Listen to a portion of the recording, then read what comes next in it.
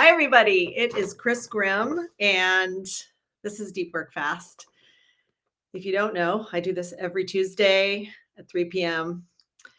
Deep Work Fast means I'm going to help you do the work that's necessary for you to be your best at home and at work in all the roles that you're in: boss, coworker, employee, parent, partner, all of them. I want you to be the best that you can be. And so I get on here in 20 minutes or less. I bring you tools, ideas, concepts to help you when you're ready, do the deep work fast, right? Quickly. Because when you're ready, why would you want to do it slow? Anyway, so this week I want to talk about something. So you may or may not know, outside of our corporate work with Aria Consulting, which is mostly executive coaching and teams, we have a whole business that is kind of overlapping where we run retreats and team offsites and things like that. We're getting ready for a retreat in Montana in May. It's 5 days, and the name of it is Creating a Life of Passion and Purpose. Heather's going to put the link, Mission Control, thank you, in the chat. But the reason I want to talk about this is we started promoting the retreat. I have 3 spots left, by the way. I hope you want to come. And this is what it's about. And it's created a lot of conversation with people who I have either coached in the past, some people who I'm coaching now, and they're saying, okay, what is this? People want to talk about this idea of passion and purpose. And what started to be really obvious to me was that, first of all, most people hear the words creating a life of passion and purpose. And like, some people were asking me why I was doing that, because it didn't feel as practical, maybe, as the kinds of conversations I would have with you as a leader, or as someone who runs a team, maybe a manager, maybe the CEO of a company, whoever you are, right? So people started saying to me, like, what is this whole create a passion and purpose thing? And they were saying it to me like it was fluffy and nice, or like I was not doing something practical. And that was alarming to me. And so I thought, time out. I need to do a blog on this, and I need to spend time on Deep Work Fast. And I want you to really listen today and check out the blog. Heather's going to put the link in the chat. If you haven't, it's like 2 minutes to read it, because I want you to understand something. So passion and purpose uh, shouldn't be optional, luxurious. What did somebody else say to me? Like, I don't have time for that. I guess I'll do that after I retire. And I was like, what? No. So how sad, guys, that the idea of living your purpose and having a passion-filled life for most people feels like it's something separate from what we do every day. So I want to talk about that, because that's not right thinking. I don't want you to believe that. And then I was thinking, okay, so why is that people think it's impractical and that it's outside of normal life? And I believe that the reason, because I've had these conversations now with people, is because I think most of us believe that our day job, whether we work out of our home or in our home, is about accumulation of wealth. It's about supporting our physical infrastructure in life. I've talked about that before, right? Most of us have a job. And even though maybe early in your career, you might have been passionate about the career industry, the topic, the things, oh, I really like to do this, right? I think we coach our kids, if we have them, and other people's kids that we might mentor, to get a degree in something that they like, but practically we want them to get a job because we want people to be able to support themselves. And as I was talking with people about passion and purpose feeling like it's something separate, I was like, oh my gosh, like, look what happens is that we start to create a life for ourselves where all the activity and the energy starts to feel super far away from and detached from passion and feeling joyful and happy, right, it becomes a slog. And for many people, one of the reasons I do the retreat, by the way, and do it away from Zoom and away from everything for a while, is to try and help people kind of get some perspective far away from what's happening and start to realize maybe why um, what you're doing all day, every day doesn't feel passionate. And maybe the opposite of that is that it feels empty. Um, uh, and I want to connect a dot here because many people who come to those kind of retreats are often at a point where they have started to feel resentful, and you might feel like this someday. You might not be ready to say it out loud, but I do want you to connect to yourself and know, like, how do I feel about the amount of energy and effort that I'm putting out every day? Why am I doing this? And like I was saying, it's not uncommon at in coaching, but also at retreats like that for people to kind of admit that the reason their life and their work feels like a hamster wheel and somewhat monotonous and sometimes people will even use words like soul sucking. Um, it is because we're actually working in service to someone else's dream or goal, right? It's not yours. And that should be an indicator that you're not connected to your passion and your purpose. Now, what I don't want you to think is I am advocating for everybody quitting their job and going and making cupcakes. I don't know, and the reason I mention that is because I know people who have left their corporate jobs and started small businesses when they did the soul searching and took the time, slowed down and asked themselves, if I was living a life that I was passionate about, if I was using my time and energy and effort every day and my talents um, to do something that was serving my purpose, not someone else's, what would that be?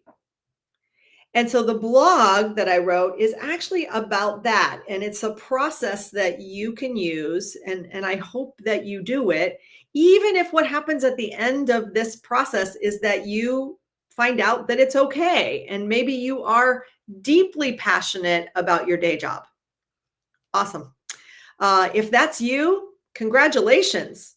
But I would bet if you really knew what was happening on your team, maybe even in your close circle of friends and your family, most people, I would guess probably 8 out of 10, do not feel that what they do every day is connected to their personal purpose, their calling, their destiny. Use whatever word you want. And by the way, this is something I had a really interesting conversation with someone, and we were talking about how the words passion and purpose, calling, highest destiny, there's a lot of words that are used to describe this thing. And I believe they've gotten overused, specifically like on Instagram and in social media, because I think a lot of coaches and businesses who are trying actually with good intention to help you, me, etc. They're trying very, very quickly to tap into that part of you who wants the passion and the purpose. But unfortunately, what starts to happen is this the person who was talking to me about it was saying, if I just go on Instagram and I look at everybody who talks about this stuff, Chris, I feel super inadequate. Like, I feel like I'm the only person who's not living this grand purpose and having this wonderful life where I'm supposed to be happy every day and everything looks like a party. And I'm like, time out. That is not what we're talking about here. Living a life of purpose and passion is not airy fairy and nice all the time. It just means that you are using your effort, your talent, your energy, sometimes your money, right? Like, you're putting everything towards the purpose. And that means you have to actually tap into that and know that the purpose of your life, first of all, you may have more than one. And that's why at my retreats, I help people kind of sort it out, right? At different phases of your life, you may actually be meant to be doing specific things, and that may evolve over time. And oftentimes we don't know that until we look back in retrospect and look at all the milestones of our life and what got us here and realize we were exactly where we needed to be at certain times. And in other times we were wandering, right? We were lost, or maybe something changed, or we had a crisis in our life and it got us off track and we had to get back on track.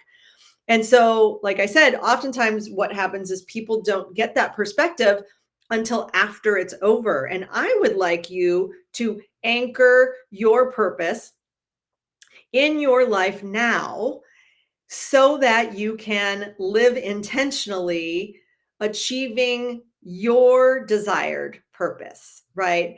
For some people, that has a service element. So I want to talk with you about this so that it's incredibly practical. I want to anchor this into your life so it feels as practical as going to work does for you today, right? You know why you work every day, even though you get up in the morning, you might not want to do it.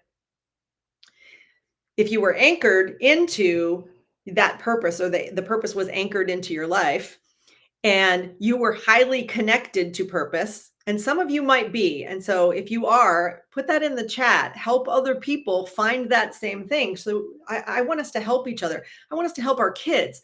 I want less like having a job for the sake of having a job, um, or muscling through things that you don't feel connected to. Let's stop that. Let's move away from that. Let's get more people connected to what feels right. And what I was just saying a little bit ago is that sometimes it takes some slowing down and really thinking about what you're passionate about. Sometimes our life is so busy, we forget what that is. Like we don't know. Um, and so finding out what you're passionate about isn't always nice either. And so oftentimes in coaching, what we have to explore is not just the stuff that gives you joy and happiness, but the things that make you mad. And you might be surprised at this, but I find a lot of gold in helping people think about what makes you angry, right? If you believe that certain things are happening in the world and you don't like the injustice that you see, for instance. And I was just coaching someone the other day and we were talking about this. And this person is super passionate and angry when they see things and know that things are happening to certain groups of people. Uh, and so I was like, okay, time out. Like that thing wouldn't make you that upset if it wasn't important to you. Duh. Well, that's passion. It might not feel nice. It might not be something other people want to talk to you about, specifically if it sparks potential politics, etc. But just because other people don't know how to talk about it with you doesn't mean you shouldn't spend some time thinking about, could you use your skills and your talents to help solve a problem in the world that you're passionate about, right? So if you feel that there's injustice, and so some people say to me, well, that's not practical because that means I would have to quit my job and go to work for a nonprofit or start a nonprofit, or like our minds tend to kind of want to negotiate against the passion and purpose, specifically if we don't think it fits into the practical framework that we've created for our life right now. And that practical framework most likely has a cost structure to it, right? So we assume, oh, well, we can't make less money. I don't want to lose my status. I don't want to lose what I have. That would be normal, by the way. Most adults are attached to our identity, attached to the things in our life, attached to our work. So shifting that towards passion and purpose, I realize isn't like a light switch. You can't most likely do it after one conversation. We need to spend more time, which is why I'm giving you tools to do it, to think about What brings me joy? What things in my life have always made me happy? Um, is it possible that that has a path for me to live it every day and also support my life while doing things that I love? Same thing with the angry thing, right? Sometimes I say, let's just follow that path. Let's just think about the thing that makes you super angry, that you're mad about all the time. It's a problem in the world that you talk about constantly, and you wish that you could help fix the problem, or maybe you just want to talk about it a lot and hope that someone else fixes the problem. Um, and if you do that with me, I'm going to say, hey, wait a minute, instead of waiting for someone else to solve that problem, if it's this important to you, let's play it out. Let's infuse that passion into your life with some purpose to it, right? What would that be? And so I'll give you an example of someone who I know did that.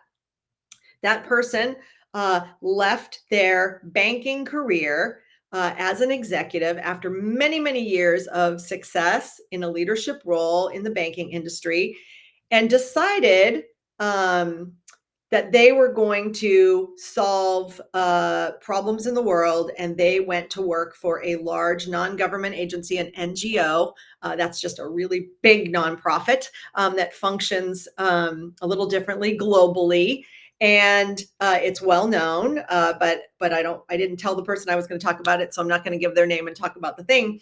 But I want to give the example to you because it is a great example of someone saying, "Wait a minute." I don't need to use all my talent in this thing anymore, even though the banking industry had been really good to that person and they had tons of success. They weren't even miserable, by the way. They just knew they could take all of their talent and the passion and go solve this other problem.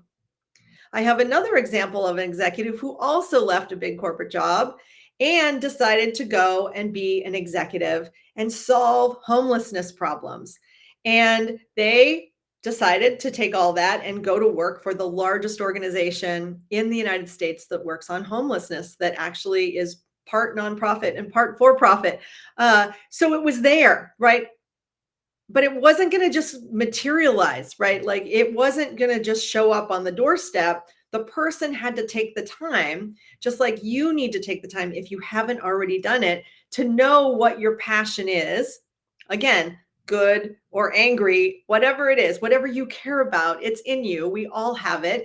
And the last thing I want to say that's really, really important, it's in the blog. And so if you check that out, you're going to be reminded that I said this. Sometimes the things we loved in our childhood, but didn't materialize into a potential for a practical job. Lots of us had it, lots of music lessons and sports and drama lessons, or whatever you did as a child that I guess filtered away because either the adults around you or you didn't see the path to practicality. And so you left those things behind, or maybe you kept them as a hobby, right? As a side thing, but you love it. Well, that might be something you go back to and you consider, I'm still so passionate about it and I wish I could spend time doing that and I want to see more of that thing in the world and I want to support it in a new and different way. And again, then you say, okay, how do I take my passion? How do we formulate in a very practical way a purpose statement, but also a commitment to that purpose that helps you see a path forward that anchors that purpose into your actual life, right? It gets it out of the dream world or in the maybe world or in the, oh, after I make my money and at the end of my life, maybe I'll do that. And we pull it into now and we find a way to integrate it into your world. And I promise, because I've done this with lots of people, it's not magic. It's just us doing some planning and thinking about how you want to have that thing in your life. And when the people make those choices, I promise it changes things, right? Then you can still work as many hours a day as you're working now. Uh, but at the end of the day, you're actually serving the purpose, solving the problem, doing the thing, and feeling super connected to it instead of doing what you're doing and feeling like you're doing it for someone else. So I promised 20 minutes or less. I'm over. So I'm going to let you go back to work and grab the blog. If you're interested in Montana, I've got a few spots left, so don't wait. May 14th through 19th, 2024 in Wise River, Montana. It's going to be pretty epic. So anyway, see you then. See you next week, no matter what. Bye.